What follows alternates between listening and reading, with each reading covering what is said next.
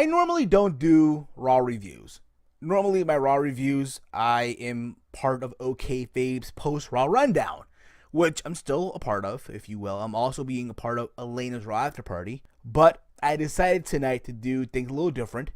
I decided to post a Raw review for you guys on this channel, for you guys to enjoy, and to change things up a bit. I'm going back to the basics, if you will. So here I am. I hope you guys enjoy this Raw review. Overall, tonight, Raw, I'll be very honest, it was very, very difficult to sit through. It had its high moments and its low moments, but overall, just like every other Raw, just there.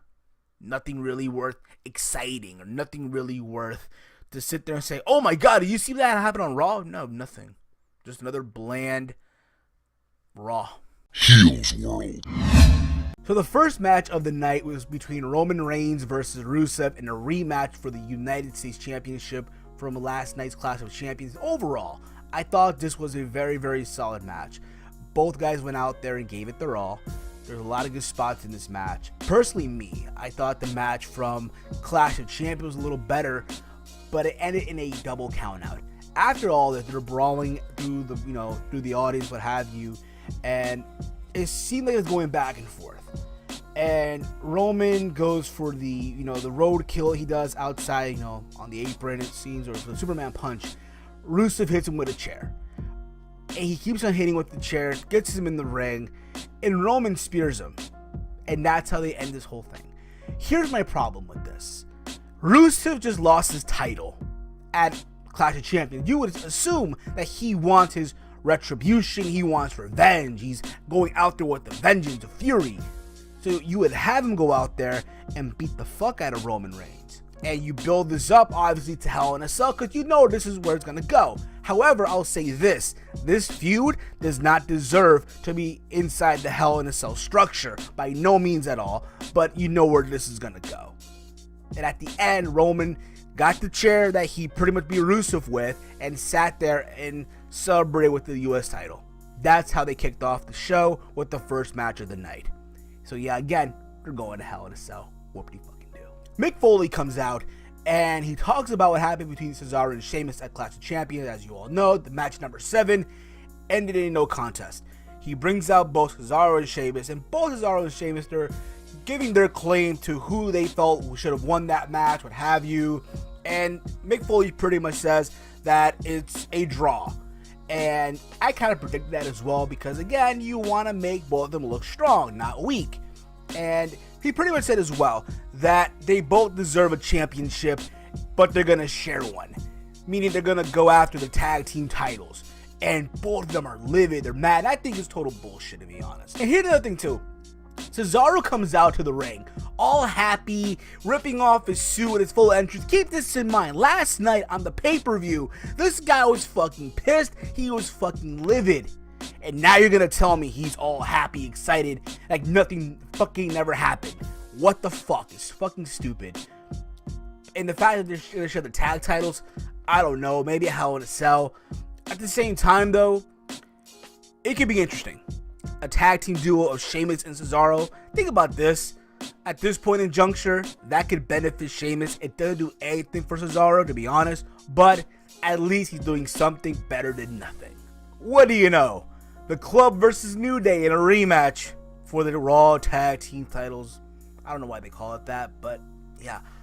And you would assume, right, because what happened at Clash of Champions when everyone thought that the Club should have won, but they didn't, that hey, maybe, just maybe, on Monday Night Raw the very next day, the Club will finally get their win, and there'll be another tag team, just like the Steiner brothers, just like the Dudley Boys, who held both the IWGP Tag Team Championships, and as well now the WWE Tag Team Championships. And no, it didn't happen. Kofi got busted open, if you will, with the steel step shot. The match was okay for what it was. But again, all of us thought that the Club was going to win. And no, didn't happen. Kofi Kingston, busted open and all, beat Carl Anderson, pinned him after hitting the Trouble in Paradise. When was the last fucking time Kofi Kingston beat someone with Trouble in Paradise? When? So now the New Day are still tag team champions. And the club, I don't know where they go from here. It's sad. Honestly, if I'm either Anderson or Gallows, I'd be calling Gato right now. Get them back to Japan, where they really will be treated better. You know, it's shocking that they left New Japan Pro Wrestling for this. But you can tell now where the New Day is going to go from here now, right?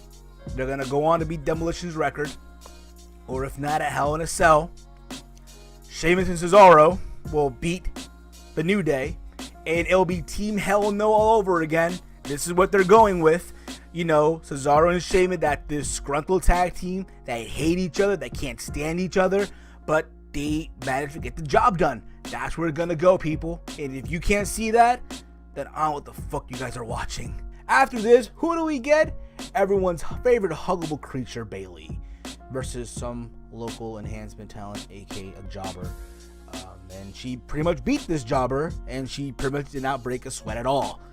And after all of this, right, Tom Phillips gets in the ring, interviews Bayley. She pretty much said that it's not the last you see of Bayley. She will one day hug the WWE Women's Championship, the Raw Women's Championship. And yeah, overall, it was good to see Bayley out there again, and she beat up a jobber. So she pretty much took over Nia Jax's job for the night. I have a dream that one day, everyone on Monday Night Raw, regardless of their weight, will wrestle in the same ring without changing the color of the fucking ropes.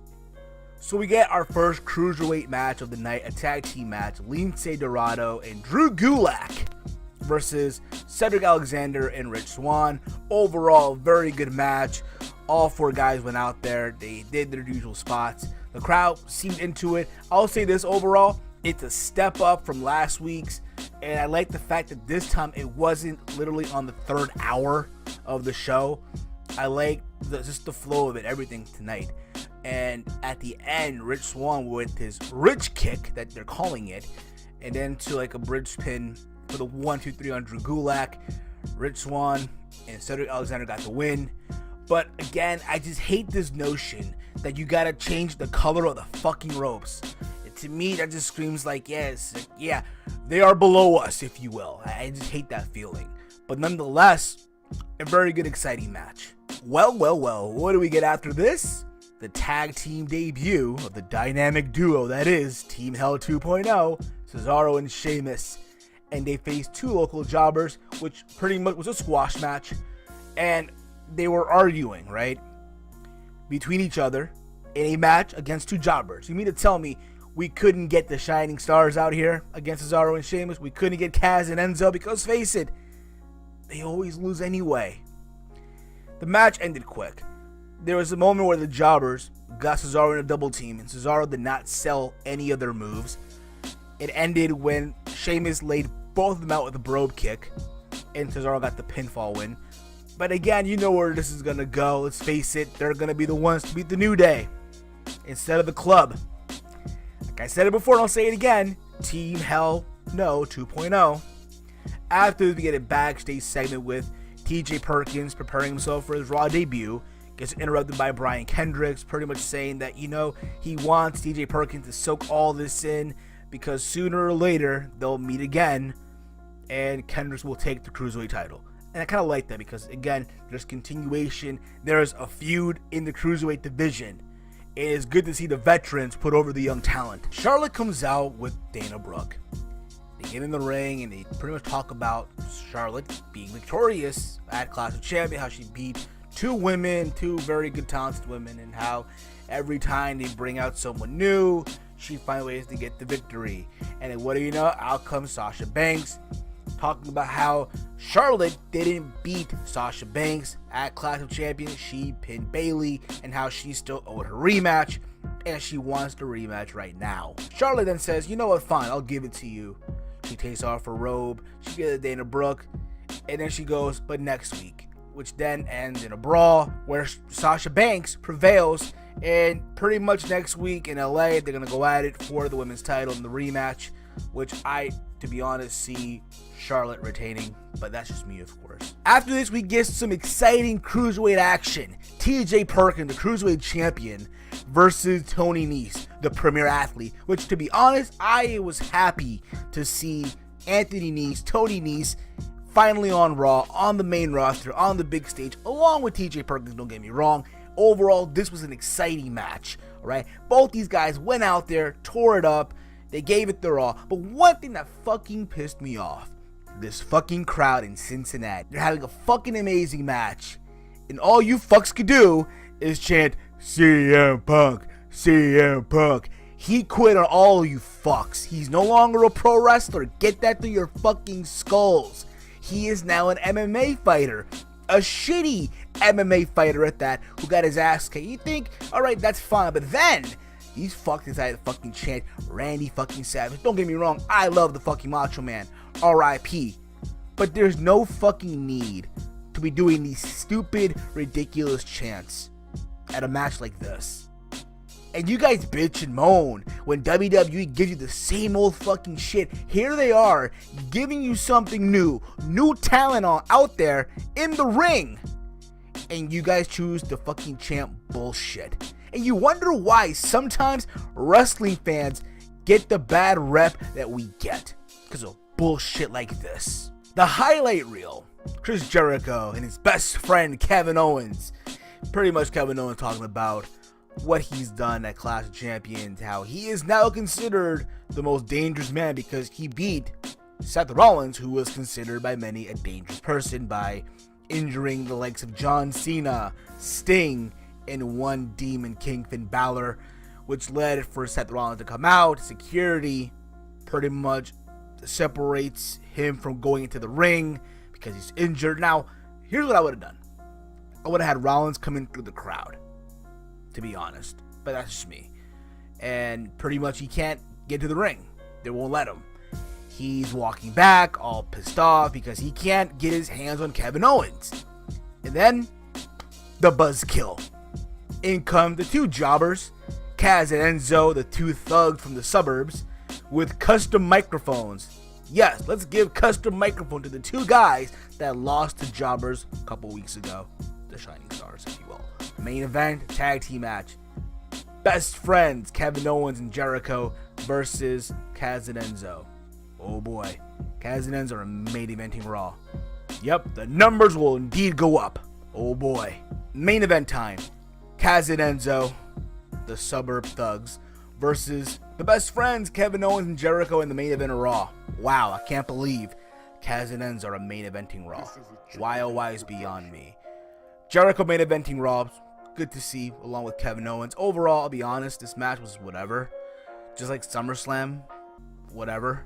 Their match, that is.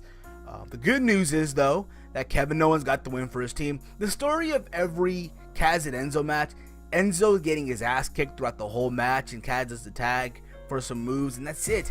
But nonetheless, Kevin Owens got the win for his team, and that's how they closed the show. Overall, this Raw, I'll be very honest, was a bland Raw. Nothing worth exciting or talking about, if anything. But yeah, this Raw, again, it is what it is. Hope y'all enjoyed this review. Follow me on Twitter at HeelSteven. Drop me a comment down below. And as always, hate, comment, and subscribe. Until next time, I'm Peruvian Strong Style. It's your boy Heel, and I'm out.